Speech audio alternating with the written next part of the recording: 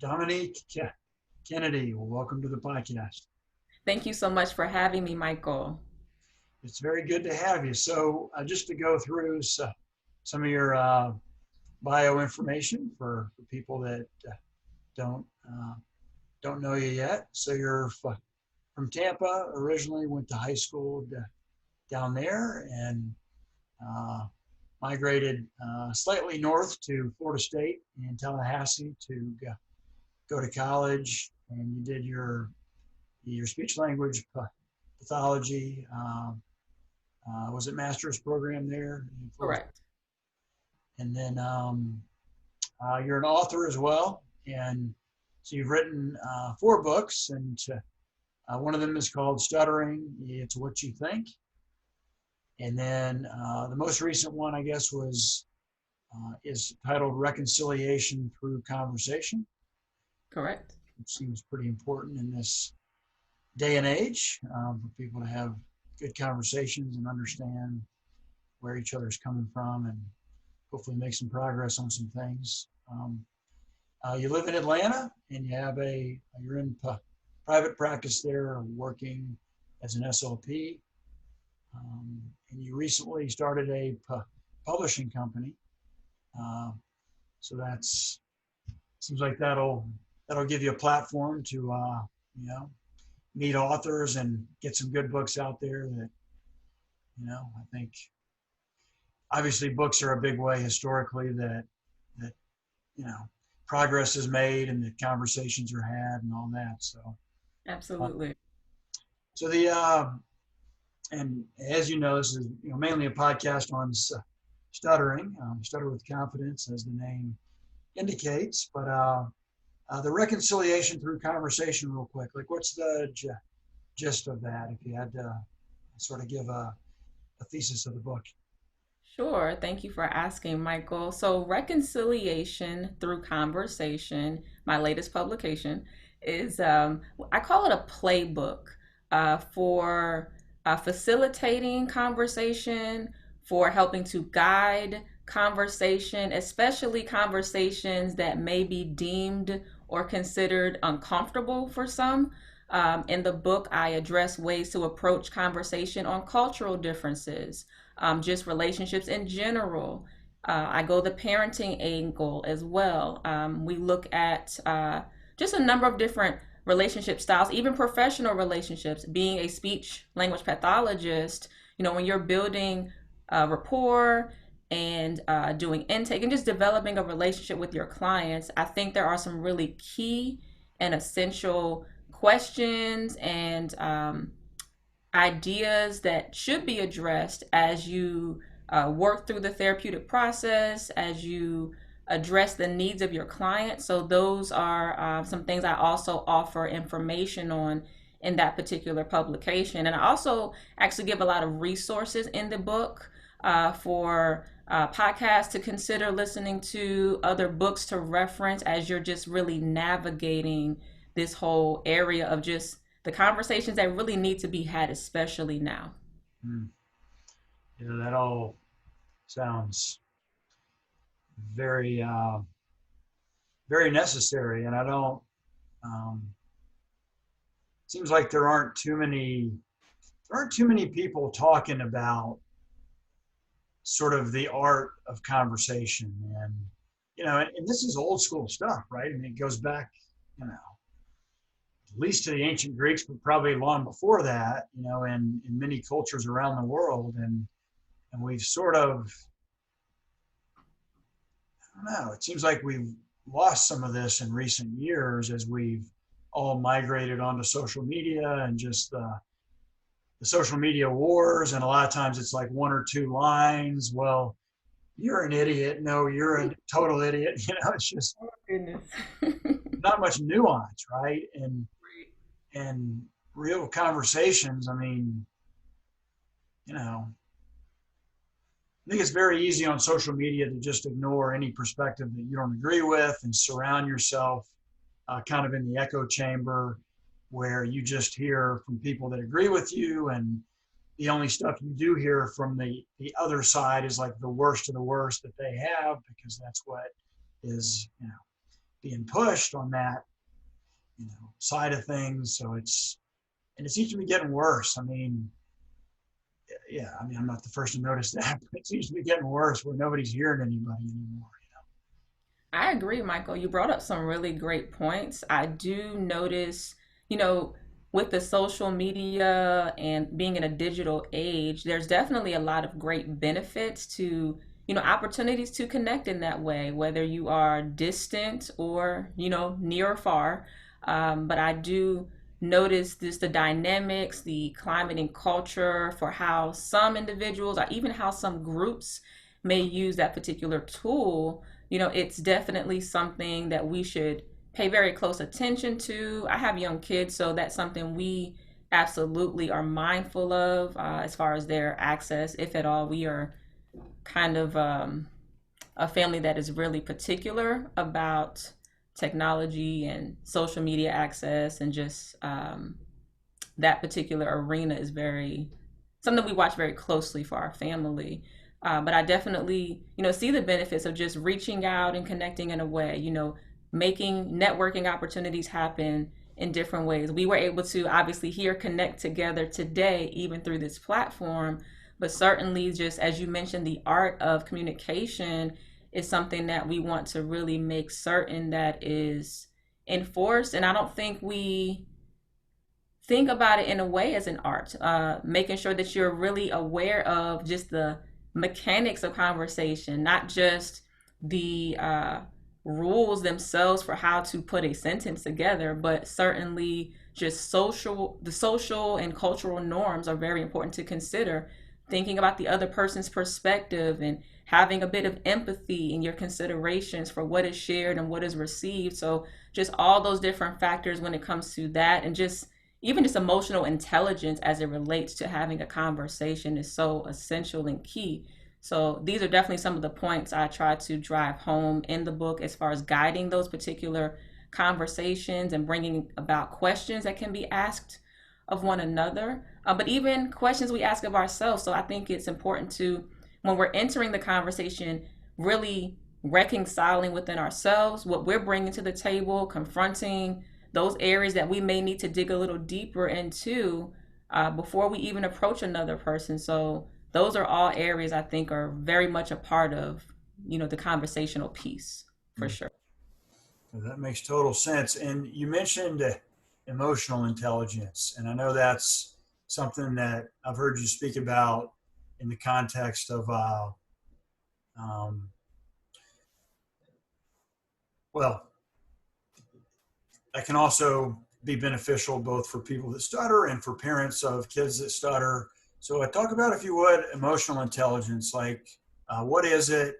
Um, how do we, and how do we get better at it?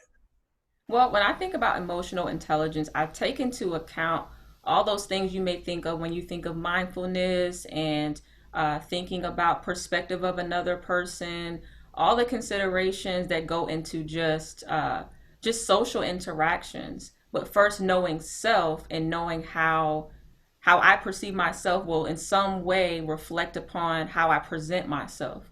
So, when we're thinking about individuals who stutter or people who stutter, I know the social emotional piece is something that comes up a lot, not only, in my particular practice or just the community itself. And we all have different areas to address when it comes to a social emotional, standpoint. But certainly, I believe that the emotional intelligence side of how to, consider your conversation when you're speaking to someone or a person who stutters, or things to be just basic things to be mindful of, not cutting someone off just because you think you have a quicker way to get your point out, or things as far as just body language, even like how are you presenting yourself. Maybe that person is needing a little more time to get their point across, or maybe they have some secondary behaviors that may be different than what you're used to observing. But just being very understanding, being very empathetic as it relates to just the general respect you give someone as you're exchanging with them. So I definitely think it's something to consider, keep in mind, and really dig deeper into as we're developing relationships and building relationships, and especially being considerate of those who may just communicate differently than you, you know. Mm. And is emotional intelligence, is it sort of tied up also with being aware of our emotions, which you mentioned mindfulness, and not just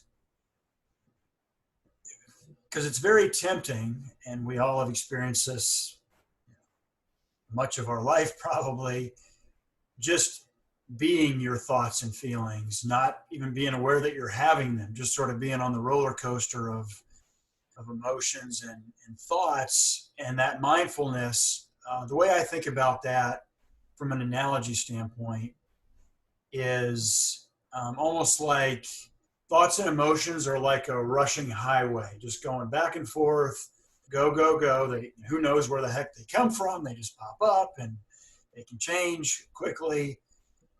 And the mindfulness is almost like the way I picture it, almost like you're up, like in the American West or something. You're up on top of a cliff, watching the busy highway down below, rushing back and forth, but just sort of chilling, cool, calm, and collected. Oh, that was an interesting thought. Oh, that was an interesting emotion. I wonder why I felt that anger or that, jealousy or that whatever. And just by being aware of it, almost detaching your deeper self from the momentary rush of things changes the emotion or changes the whole experience, and you're no longer a captive to wherever the thoughts and emotions take you, but you're sort of the conductor of your mind, so to speak. I love the analogy that you shared, Michael, especially the word conductor. I think about that, rather than being like a puppeteer, or being in the position that you're being puppeteered by your emotions. I agree from the conductor standpoint. And yeah, when I think of mindfulness, especially in the area of emotional intelligence, I think about taking that perspective and seeing things from a vantage point where you can see the whole picture and see yourself as a whole person and really identify, what is that particular emotion. Again, you said, where does it come from? Why did it come up? Like, what drove that particular feeling to arise? And why did I respond in that way? Or, why wasn't I able to better manage my response? Or what bothers me? Why does it bother me that much to maybe observe, like as a parent, or maybe even as someone who's, if we take it into the context of stuttering, if I've never met a person who stutters, why does it make me that uncomfortable to listen and wait? Or as a parent, when I hear my child, have a disfluency or stutter or get stuck, like what is it emotionally that comes up for me, and why? What aspect of what's happening influences my particular response to it, and then in turn my behavioral response to it. So those are the things I think about when it comes to like the emotional intelligence and the mindfulness part. And I've heard you mention patience also. And I guess it's obvious, when listening to a person that stutters, we should, any of us should have patience. Um, and I think it also can go the other way. I can speak from experience that of being very impatient with myself to hurry up and spit the word out, and and that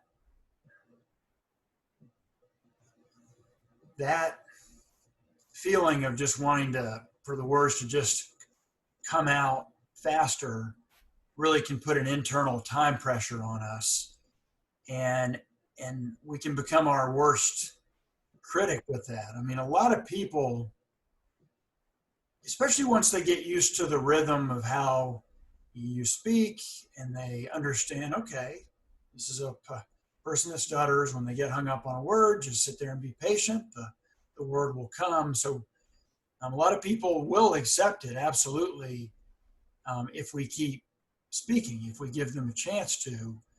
But if we're beating ourselves up internally every time we're stuttering, um, that just exacerbates it. That makes it that much harder to even be still thinking about what we're saying, right? So if we get upset with ourselves internally, frustrated, impatient, then whatever point we were making is now secondary. And it's like, so then we're not communicating what we originally wanted to. And so I think that kind of emotional intelligence, mindfulness, okay, I'm feeling frustration because, my stuttering is annoying me right now. And just by being aware of that, it can sort of engender patience, I feel Yeah, like. I appreciate the way you shared on that point, especially just from your own perspective. And I'm sure you've had many perspectives from other people who stutter. And it's interesting because you think about that duality that you explained, and it's like the standard that you put on yourself for any number of things, whether it be your speaking style or speaking ability or just any particular area you're deciding to attend to at that particular time. And then you also take into, or what comes into play is the other person's perspective, or the other person's maybe perception of what's happening with you. It's such an interesting dynamic to process. So certainly when you're thinking about the emotional intelligence side, I feel like we're constantly, going down this list of things, both regulation and of self regulation, of management of our environment, and then also having to think about what we want to say and how the message is communicated. There's so many things happening at the same time.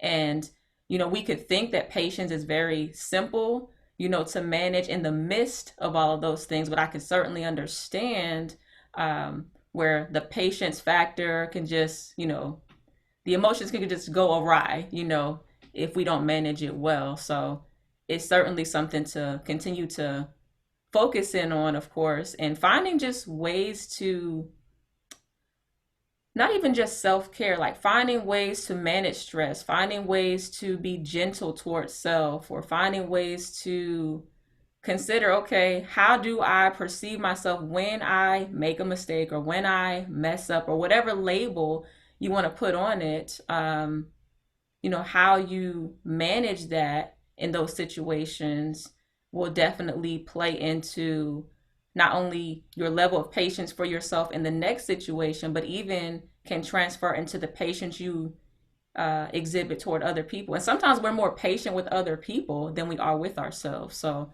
it's definitely something to really zone in on, individually. That's true. I remember in an earlier podcast episode with Nina G. So, so she, her story is kind of interesting. She had wanted to be a comedian since she was a little girl, and had held back on it, had never done it. And she was in her mid 30s, and she went, to a conference, with lots of other people that stutter. And she found herself encouraging them, like, no, it's okay that you have a stutter. Go after your dream. It shouldn't stop you. And then she kind of sort of paused one day and looked herself in the mirror and said, wait a second, I'm not going after my own dreams here to be a comedian. And so she was sort of cutting other people more slack, like, yeah, you can Mm. totally do it, but not cutting herself that slack. And, and maybe that's a benefit of being around other people, or for people that stutter. I mean, I suppose whatever the condition is, this might make sense, but especially in my experience for people that stutter, being around others that stutter, you start to realize, wait a second, first of all, I like them just as much as I like my fluent friends. Like there's nothing about stuttering that makes you not likable or lovable or not a good person. And so seeing that in other people, because, like you said, we tend to be our own toughest critic. And, but when you're, wait a second, I like this person, that person just fine. And they've got this stutter too. So maybe I should start taking it easy on myself. Yeah. Yeah, definitely. I mean, I think that's a great perspective to take on, especially in the context of being connected to people that you feel understand where you're coming from, or have had maybe some similar experiences, or maybe work to overcome some of the same challenges even in a given day. So anytime we're able to show up authentically and see other people do it, it's very encouraging. It helps you to say, I can absolutely move forward in this particular arena or this particular goal because look at so and so, or I'm really encouraged by that individual. So it's nice when you can flip those particular encouragements towards yourself, definitely. Mm, absolutely. So, in terms of changing the mentality, or starting to shift the mentality of some of your clients that stutter, and do you work mainly with kids, or with a lot of adults too, or primarily I kids? have both adults and children actually, so Okay. pretty mixed bag there. And do you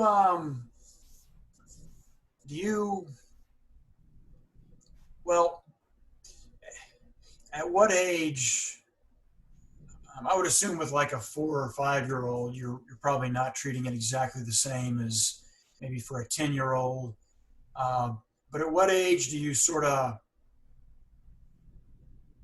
uh, shift, assuming that you do, the approach that you might use with a little child who may not have any of that iceberg yet built up, Mm. say a 4 or 5 year old maybe. Although I have heard there are some cases where a 4 or 5 year old is already really frustrated with the fact that they can't get words out.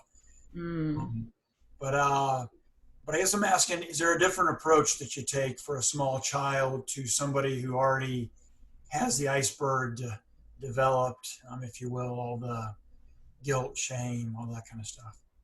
Good question. So I definitely look at like developmental plane a lot, even from the standpoint of like younger learner or literal learner, younger person to adult, because believe it or not, while I would not use the same terminology or language in the way that I would approach an adult, I have had different adults enter my office and are still in the very beginning stages of accepting that they are a person who stutters, and accepting maybe how they're perceived or how they um, consider themselves to be perceived in their workplace or in their home or even amongst their own family members. So I try to make certain that in the very early stages of developing that rapport, I get a good understanding as to where they are on that particular continuum.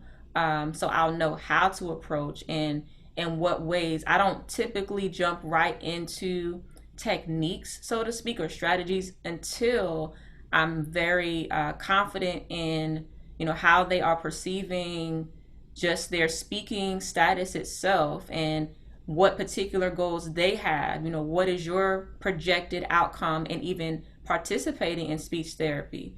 Do you want to just grow more comfortable in your speaking abilities, or is there a particular maybe professional endeavor that you're seeking to grow in? So making certain that I get the perspective of the individual that's seeking the service, and that's definitely something I highlight in this most recent book, like making sure that as the quote unquote expert, we're not just coming in with our own, just our expert hat, and not even considering where that individual is as far as just their understanding of what it means to participate in the therapeutic process itself, but also what their intended outcomes are. So when it comes to children and adults, there's always this level of assessing their awareness, altogether, and determining like where they're trying to go with their particular speaking ability. So for a younger kid, I mostly, make sure I focus in on just the awareness of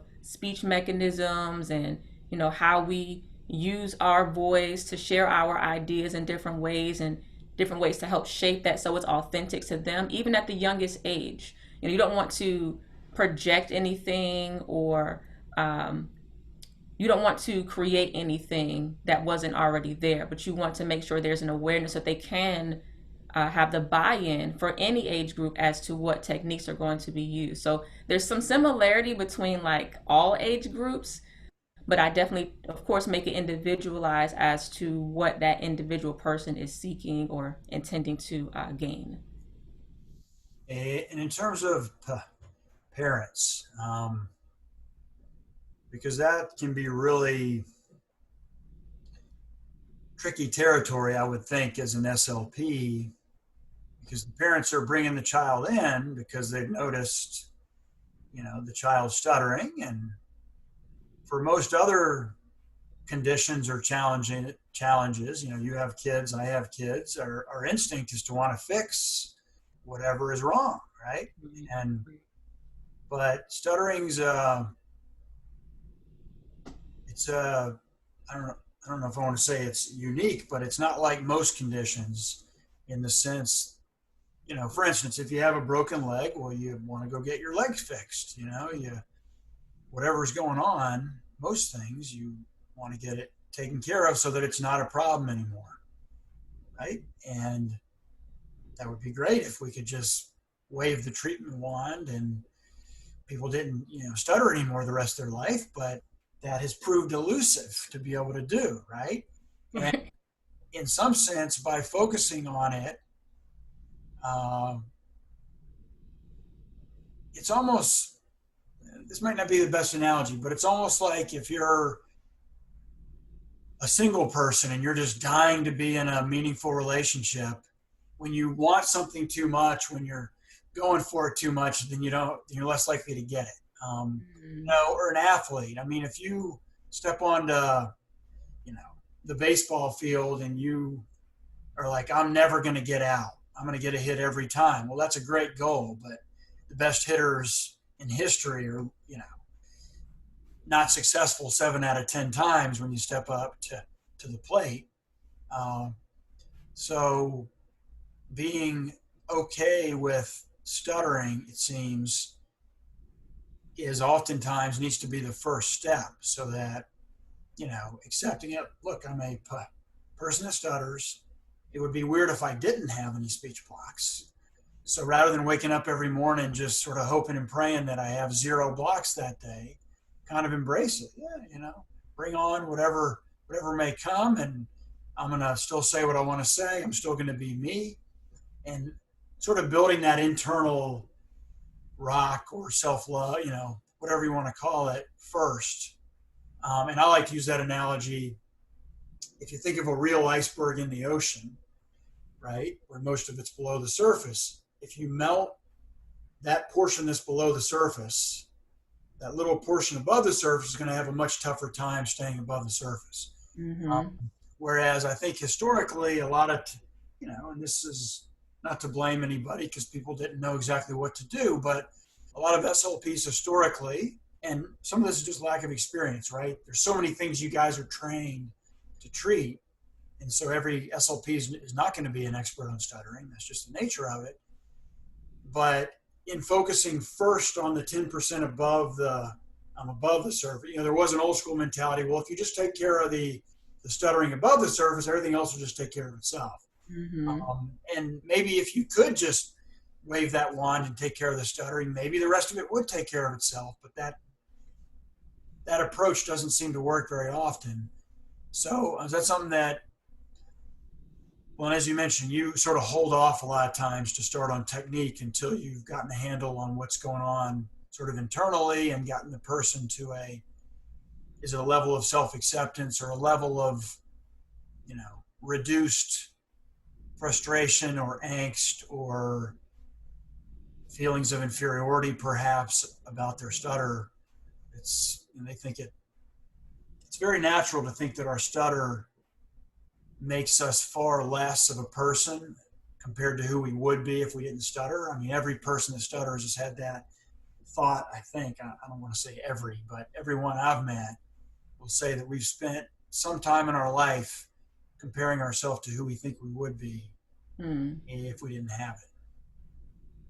Yeah, you brought up some great points, and I wanted to make sure I definitely, because it's a clinical practice, I definitely work on the techniques, but I definitely try not to neglect that social emotional piece. I make sure I embed those particular areas as we're addressing. But for some people, you have to really tread a certain way to even get to the full impact or use of, or um, not even just the functional use, but the consistency of use for the techniques themselves or the strategies themselves. So when you mention parents, a lot of times there's definitely a conversation as to not only their thought processes about stuttering for themselves or for their child. Some people have a history themselves and notice that particular area in their children and have a level of guilt that they have to address, or maybe they've accepted it and say, you know what, this is something I was aware of in our family history. We decided to address the service just to get some more techniques under our belt. So there's lots of different ways that people come in as far as how they start the process, but certainly making sure that the parents are on board, making sure there's buy-in, and making sure there's an understanding that it's a process. It may not be a fast process. Perhaps your end goal is to allow the child to be completely fluent in every or most situations, and that's definitely something that's attainable, in different ways.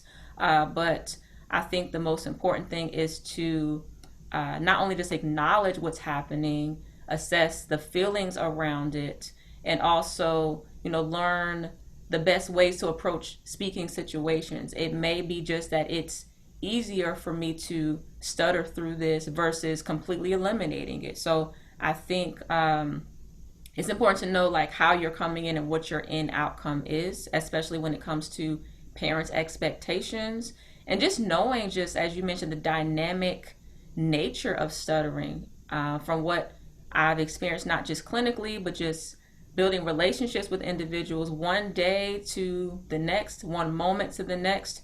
Even when you know your own speech patterns can just be very dynamic. So helping families to understand, especially with a child, you may see some really strong, fluent days. Don't get discouraged when there are periods in the day or portions of the week where you say, wow, that was a really difficult time. So mostly making sure you focus on the language that's used about the stuttering, and what words are you giving, to empower that particular individual to still persevere through sharing their message, authentically. And what's your response to it? What words are you all using as a family, not to just advocate for your child, but help to educate others around you? Because everyone's, for anything, for any parent, there's certain parenting techniques that we may use, that we subscribe to, and we have to make certain that the families or individuals or caregivers even around us who are participating in the either educational team for our child or our children, or just the support group around our children, that they're aware of how we may, what kind of language we use about certain things, or what kind of word choice we may subscribe to as it relates to talking about any number of topics. So making certain that you have at least language. So I always go into the sessions asking, like, what terminology or what language do you use as it relates to what you're experiencing? I don't go into it talking only about stuttering. I try to make sure, okay, if we're talking about stuttering, what do you use to describe stuttering, or what terminology makes sense for you? Because every person is not going to say the same thing as it relates to their personal experience with speaking. So I think that's really important, just that language base, and giving the child especially something that they can, use to discuss it. Because if we don't know how to talk about it, I don't know how to tell you my experience, related to it, and I don't know how to, address it in a way that is productive. So not being afraid to use stuttering or bumpy speech or stammering or whatever word choice you decide to use, being okay with even speaking the words. Yeah, and that level of honesty, the way I see it, is super valuable, because a lot of,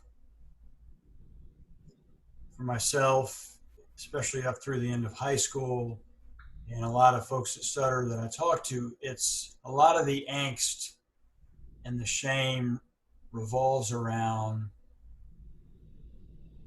worrying about what other people think. And, this is very common. Nothing's universal, but it's very common that people have certain people that are in their comfort zone, where Mm-hmm. they stutter much less with them. And on the sort of extreme side of that spectrum, when people are alone, most people either don't stutter or are much more moderate when they're alone talking to themselves because there's zero concern of judgment. There's nobody there to judge you. And then with new people, sometimes it'll be more challenging because you know they don't know what's going on. Um, and so that worrying about what other people think, that adds performance anxiety. And one good way to deal with that is just, the disclosures, just being honest. Hey, just so you know, I have a stutter. So you're going to see me stuttering sometimes. So now you won't be confused what's going on. Mm-hmm. And then we know that they know what's going on. And rather than having it in our mind, well, as soon as I start stuttering, it's going to be awkward. And and it's because people don't know about every relatively obscure condition in the world. None of us know about every condition. Mm-hmm. Mm-hmm. So just to put the elephant on the table ourselves rather than it sort of rearing its head whenever whenever it does, and having that awkwardness in the communication. So disclosures and telling people about or having your clients tell people in their life what's going on and talking about stuttering is something that you've found to be very useful with people. Absolutely. That's definitely a conversation that is had clinically and just, just networking with different individuals to just share in the way that you feel best suits you and your comfort level or where you are personally with your speaking status. But not being afraid to openly share that. And every person is in a different place as to how they would share or with which individuals they would share with and what contexts. But I've found it to be pretty beneficial for those individuals that have chosen to just be very forward, uh, very open as to sharing in conversation that it is something that they experience. Stuttering is something that they experience, and it just kind of takes the pressure off of what's the other person thinking and what's their perception of me. I know that different people do it different ways. I've had some individuals that I've spoken with who said normally um, they'll kind of go through their speaking situation, and when they notice they're getting stuck more often, or if they notice the facial expression or body language of the person change, then they'll disclose then. Some people just go right into the conversation and say, hey, I'm a person who stutters, so just letting you know, you may hear that. And I'm like a fan of whatever works for you individually. Definitely a proponent of choosing the way that is most suitable. But I'm definitely, especially for parents, making sure they do that with their child, like deciding how their child wants to introduce that. Because, honestly, you may be a person who stutters, but that's not the only thing that is the full makeup of who you are as a person. So, how that's disclosed to maybe a coach, or how that's disclosed to a teacher or another family member or friend, maybe something that you want to have a conversation with your child about as to how do you want us to introduce this? How often? What's the frequency? Should we go right into the conversation? Do you want me to do it? Is it something that you want to speak up about? So, how should we do that so they're comfortable not only in building self advocacy, but also knowing that that doesn't have to be the leader in every conversation if I choose for it not to be. I have other things that I want a person to know about me. It may not be the first thing that I share, and that's okay too. So, definitely parents including their child in the conversation. And for a person who's an adult and is newly introducing themselves to maybe a new job or maybe another speaking environment, deciding how you want to do that. I hear you on that. Yeah, and yeah, my approach, one that seemed to work the best, was just whenever it gets awkward or weird or someone seems confused, then to disclose so that they know. Um, but like you said, whatever works better for that person. Hmm. And some people like to do it right at the beginning, uh, because then they just get it out of the way early, and it's Right. not sort of hanging over their head later.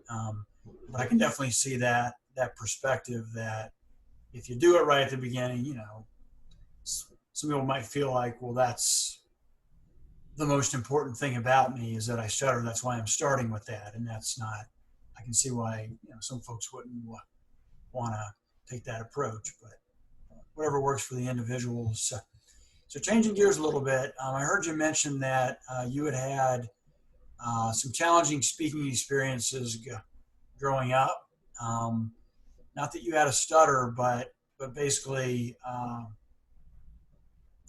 yeah, there was a lot of anxiety surrounding like speaking in class and that sort of thing. So you want to let us know what those experiences were?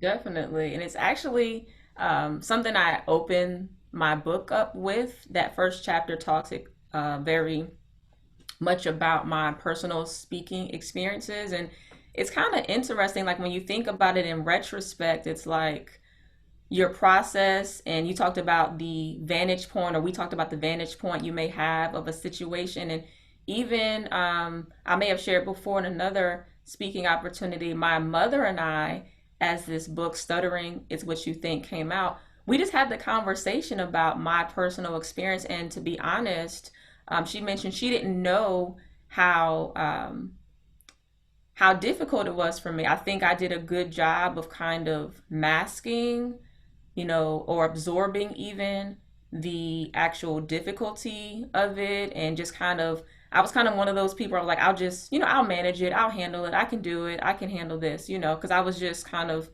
used to just leading in that way and problem solving and finding ways to just make things work out. Uh, but certainly under the surface, since we talked about the iceberg phenomenon, there was definitely a lot happening under the surface. And so I would say what I experienced probably looked more like a social anxiety situation as it relates to public speaking. Um, the speaking pattern probably more so mimic like cluttering. Um, so that was something I'd experienced in grade school, even getting into college, or going into speaking and presentations in college was still rather difficult, at least internally.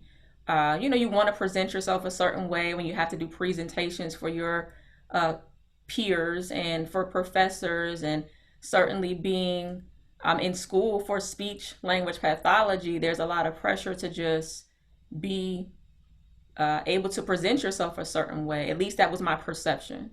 So, having dealt with that particular level of anxiety just in speaking situations and public speaking, just growing up, going into grad school, it didn't just magically go away just because I got into the speech pathology program. So having to work through even just my own, personal techniques or ways of getting comfortable in speaking, and not being so hung up on messing up on a word or getting stuck on a word, or fumbling, so to speak, in a particular speaking opportunity, just being a little more gentle with self, knowing that I had important things to share. I would get through the speech, even if it wasn't like a Academy Award winning speech.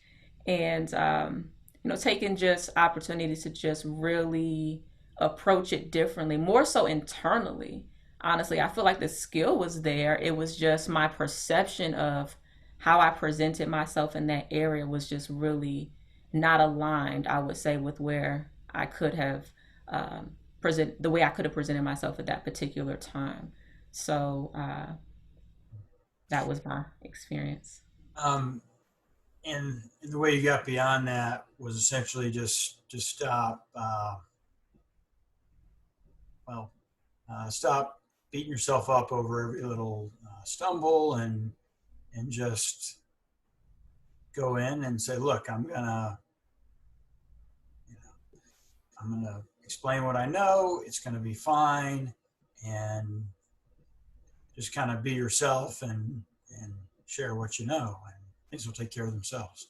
Yeah, it was a lot of self-talk and a lot of self-preparation, definitely. But it shifted from like rehearsal to just comfort in knowing that the situation and the overall outcome would go as intended, whether it was as smooth as I had practiced or planned for, or if it just, met the standard, you know.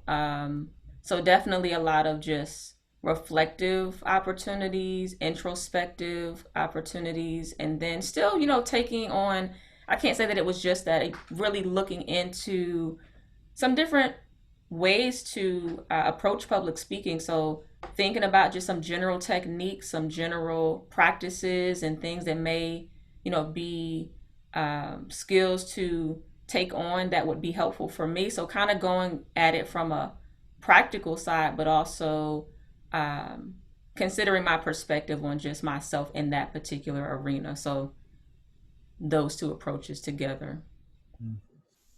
Um, and I'm curious about the title of your book, the stuttering. It's what you think. What? Uh, why did you title it that? And what does that mean? Good question. So, when I think about the particular title of the book, I try to make sure I allow opportunity for each individual to assume their own particular position and perspective on their speaking status, particularly stuttering. So, we have all these different ideologies, and we have all these different principles and research done, and all these different things that we can, consider at play, or things that come to the table as it relates to stuttering itself. But in the end, your own perspective of self, your own perspective of your speaking ability, and how you, show up in that particular way is still authentic to you as the individual. So, how you think about your speaking, how you perceive your speaking, I think is very individual. So the title mostly speaks to that particular arena, not grouping and lumping everyone in one particular pot and saying that's what stuttering is, but looking at a very individualistic, whole person perspective on that particular speaking area. That makes sense. Um, so, so we're about out of time. But are there any additional thoughts or things on stuttering? If you had to, well, with parents in particular, uh, what's the most valuable thing that, in your experience, parents need to understand when they have a child that stutters? I think one of the most important things, not the only thing, but one of the most important things is to um, not play the blame game.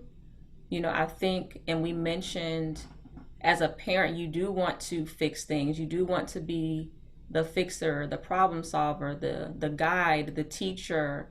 You want to be the everything for each one of your children.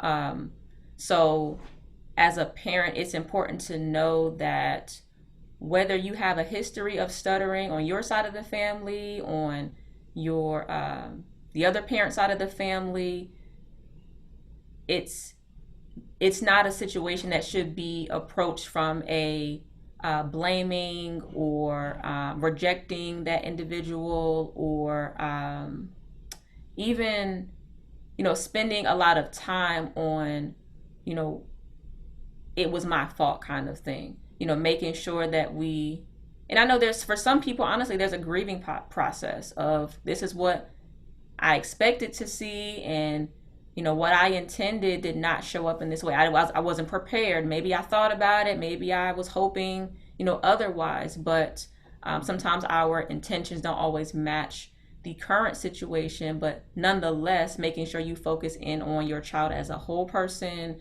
focus in on supporting all the amazing skills, talents, abilities, interests that they have, and making sure that you address stuttering in a way that is specific to your family, but also not making it the only thing that you zone in on. And again, just being gentle with self and not playing the blame game for whomever you feel, maybe from a hereditary standpoint, if again, if it's a history or family history or that kind of thing, just making sure you are able to move past or forward in that particular area and just be able to address it as a family just in a productive and positive way. I like that approach. Um, is there anything else in general that you wanted to talk about that I haven't brought up? Anything, whether it's from one of your books or just from your experience? Well, I mean, I think you addressed many different topics. I definitely appreciate the opportunity to share. If there's particular questions that people have and they want to reach out to me, there's definitely ways to do that.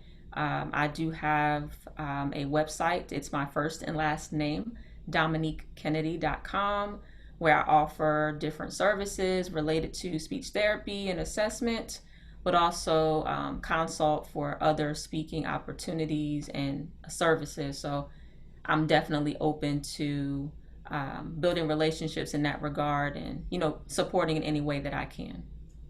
So, sounds good. So, thank you very much, Dominique, for joining us, and enjoy the rest of the summer and stay safe. Thank you. You as well. Thank you so much, Michael. Take care.